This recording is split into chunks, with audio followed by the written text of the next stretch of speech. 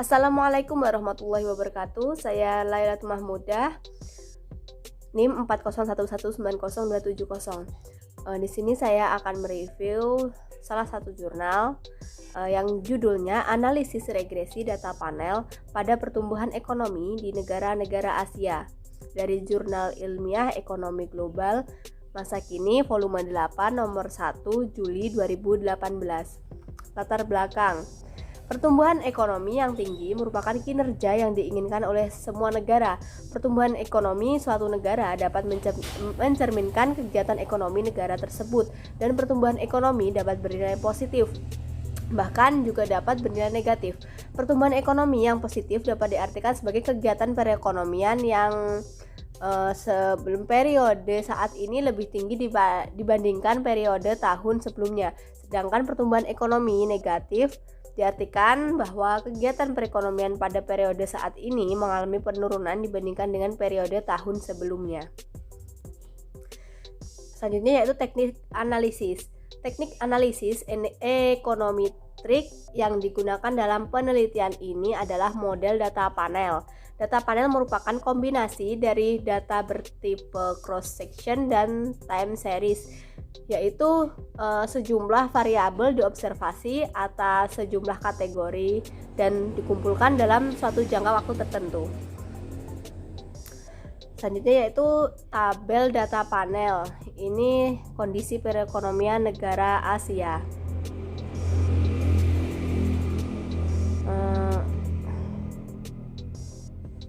Pertumbuhan ekonomi negara Asia pada tahun 2010 sampai 2016. Ini pertumbuhan ekonomi negara-negara Asia sangat bervariatif. Dalam era 7 tahun terakhir, pertumbuhan ekonomi terendah adalah negara Jepang. Pertumbuhan ekonomi negara hanya berkisar 0,34% sampai 4,19%. Mongolia merupakan negara yang memiliki rata-rata pertumbuhan yang tertinggi di antara negara-negara Asia lainnya. Walaupun akhirnya di tahun 2016 pertumbuhan ekonomi negara Mongolia hanya sebesar 0,98%. Pertumbuhan ekonomi global pada tahun 2016 masih belum membaik dan merata pada setiap negara. Pertumbuhan ekonomi dunia tahun 2016 sebesar 3,1%. Ya, lebih rendah dari tahun 2015 sebesar 3,2%. Berdasarkan kelompok negara, pertumbuhan ekonomi dunia dipengaruhi ekonomi negara maju yang masih lemah, rata-rata tumbuh 1,6% dan menurun dibandingkan dengan pertumbuhan ekonomi pada tahun 2015, yakni sebesar 2,1%. Sedangkan pertumbuhan ekonomi negara berkembang sedikit meningkat, yang dari 4,0% pada tahun 2015 menjadi 4,1%. Ya, 4,1% di tahun 2016. Selanjutnya yaitu pemilihan model regresi data panel.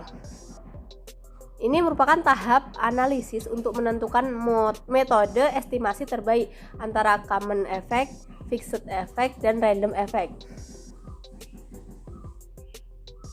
Untuk pertama yaitu ada uji Coe. Uji Coe bertujuan untuk mengetahui pilihan model yang lebih baik digunakan antara common effect atau fixed effect. Ini adalah gambar tabelnya. Tabel ini menunjukkan bahwa nilai p-value pada cross section chi-square yaitu 0,0184 lebih kecil dari alfanya yaitu 0,05, maka H0 ditolak, yang artinya lebih baik menggunakan model fixed effect daripada model common effect. Selanjutnya yaitu ada uji Hausman. Uji ini digunakan untuk mengetahui pilihan model yang lebih baik di antara fixed effect dan random effect. Pada tabel menunjukkan bahwa nilai p-value sebesar 0,0544 lebih besar dari alfa yaitu 0,05, yang artinya H0 tidak ditolak, maka model fixed effect lebih baik digunakan. Selanjutnya yaitu interpretasi hasil analisis. Itu pada tabel ini menggunakan model fixed effect dengan persamaan regresi seperti tertera di gambar. Ini interpretasi dari model secara parsial. Yang didapatkan adalah pajak berpengaruh negatif dan signifikan terhadap pertumbuhan ekonomi. Hal ini berarti setiap ada kenaikan pajak sebesar 1 US dollar akan menurunkan pertumbuhan ekonomi negara sebesar 0,0000254%. Hutang pemerintah berpengaruh negatif dan signifikan terhadap pertumbuhan ekonomi negara. Maka setiap kenaikan utang negara sebesar 1 US dollar maka dapat menurunkan pertumbuhan ekonomi negara sebesar 0,0000357%. Konsumsi rumah tangga merupakan pengaruh positif dan signifikan terhadap pertumbuhan ekonomi negara. Setiap ada penambahan US dollar 1 konsumsi rumah tangga, maka akan dapat meningkatkan pertumbuhan ekonomi sebesar 0,0000652%. Suku bunga kredit berpengaruh negatif dan signifikan terhadap pertumbuhan ekonomi. Dalam hal ini, apabila terjadi kenaikan tingkat suku bunga kredit sebesar 1%, maka akan dapat mengakibatkan menurunnya tingkat pertumbuhan ekonomi sebesar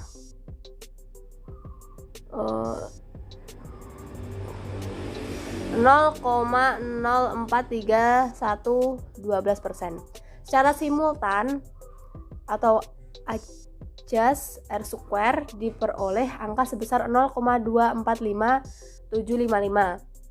Hal ini berarti menunjukkan bahwa 24,57%-nya pertumbuhan ekonomi dapat dijelaskan oleh variabel pajak, utang pemerintah, konsumsi rumah tangga, dan tingkat suku bunga kredit. Sedangkan 75,43%-nya dapat dijelaskan oleh variabel di luar penelitian.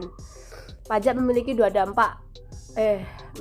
dampak dua arah pada pertumbuhan ekonomi suatu negara. Dari sisi penerimaan negara, pajak yang tinggi dapat memicu sebuah negara untuk meningkatkan belanja pemerintahan, sehingga dapat memacu perekonomian hingga terciptanya kenaikan tingkat pertumbuhan ekonomi yang baik. Namun di sisi lain, tarif pajak yang ditetapkan terlalu tinggi oleh pemerintah akan berdampak langsung pada penurunan ekonomi, penurunan konsumsi masyarakat. Demikian pula sebaliknya. Selanjutnya yaitu kesimpulan. Dari hasil penelitian yang telah dilakukan, maka dapat diambil kesimpulannya. Yang pertama yaitu model yang layak digunakan untuk menganalisis pengaruh pajak, utang pemerintah, konsumsi rumah tangga, dan suku bunga kredit terhadap pertumbuhan ekonomi adalah fixed effect model. Yang kedua yaitu dari keempat variabel yang diduga berpengaruh terhadap pertumbuhan ekonomi, variabel pajak, utang pemerintah, dan tingkat bunga kredit berpengaruh negatif dan signifikan, sedangkan konsumsi rumah tangga berpengaruh positif dan signifikan.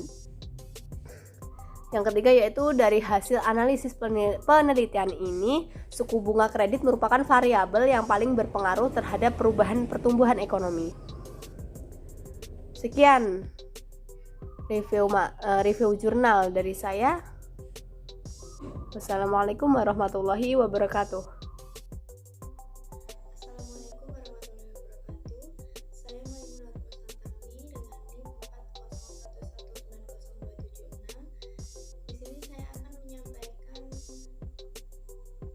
Jurnal kedua yaitu faktor-faktor yang mempengaruhi kriminalitas di Indonesia tahun 2011 sampai 2016 dengan regresi data panel.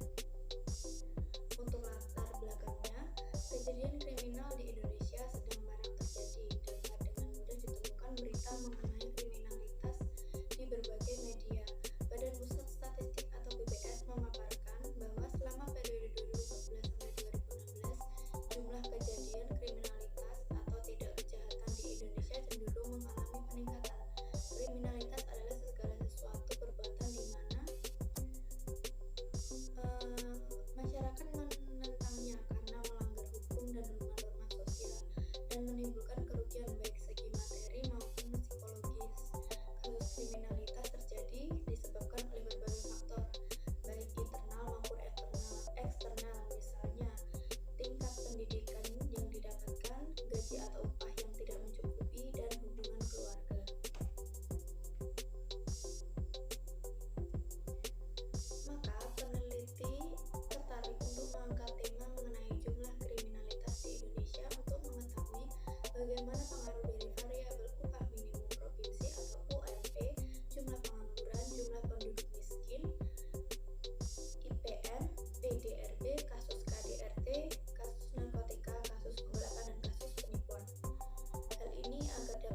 memberikan informasi alternatif kepada instansi terkait untuk mengatasi masalah kriminalitas atau jumlah kasus kriminalitas, di mana dalam penelitian ini menggunakan metode analisis regresi data panel untuk mengetahui faktor yang mempengaruhi terhadap kriminalitas di Indonesia.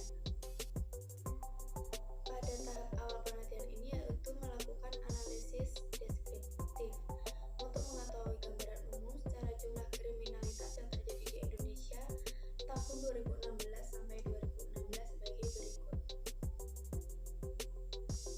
Berdasarkan gambar 1, tingkat kriminalitas paling tinggi terjadi di Metro Jaya dari tahun 2011 hingga 2016. Untuk tahun 2011, tingkat kejahatan ditempati oleh Provinsi Kalimantan Selatan. Kemudian di tahun 2012 hingga 2016, tingkat kriminalitas terendah ditempati di Provinsi Maluku Utara. Selanjutnya, penentuan model regresi data linier. Dalam penelitian ini terdapat yang pertama uji Coe, digunakan untuk menentukan apakah model regresi data panel menggunakan common effect model atau fixed effect model. Maka hipotesisnya sebagai berikut. H0 sama dengan common effect model, H1 sama dengan fixed effect model.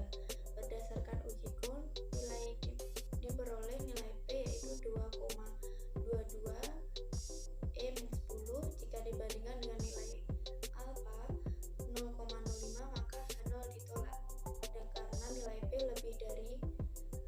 kurang dari alfa. Dari hasil uji Coe, maka model yang sesuai atau model yang dipilih adalah fixed effect model.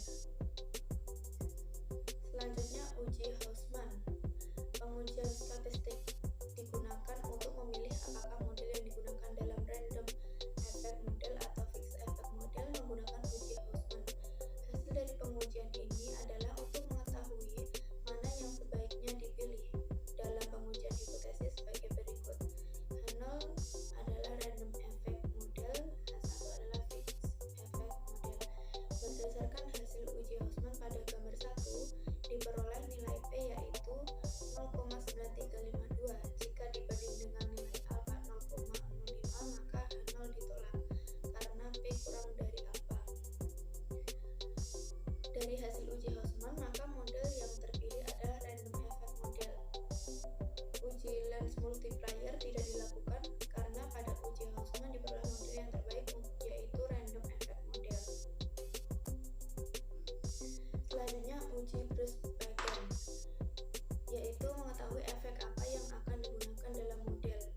Pada interpretasi model ini terdapat 3 pilihan model efek yaitu efek dua arah atau two ways, efek individual, dan efek waktu atau time.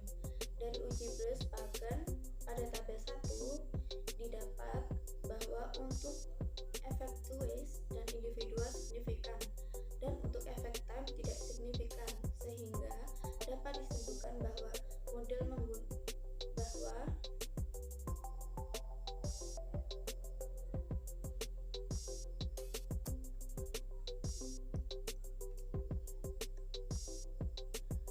menggunakan efek individual.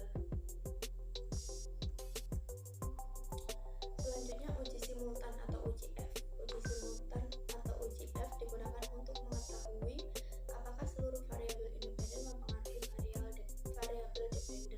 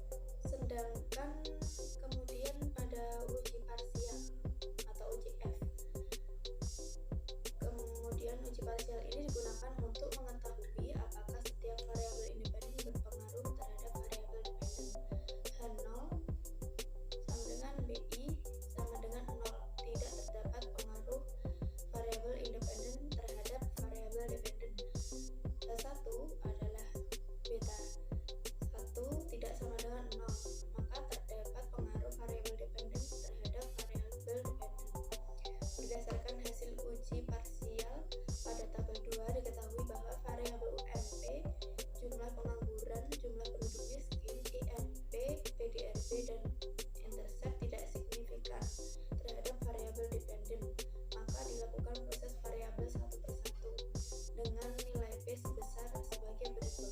Dengan nilai P terbesar,